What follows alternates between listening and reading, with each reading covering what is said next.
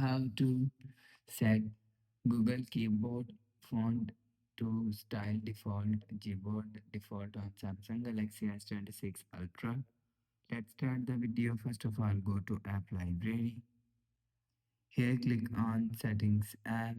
Now in Setting, scroll down and click on General Management. After click on General Management, click on Keyboard. And after click on Keyboard, click on Gboard and click on Preference. After click on preference and you will see font is here. Click on font. If you want to set Google Keyboard font to system default, so you will see system default is here. Click on system default. After click on this system default, you will see Google Keyboard font to system default is set on system default. After the process, go back to home screen. So that's how you can set Google Keyboard font to system default and Gboard default on Samsung Galaxy S26 Ultra.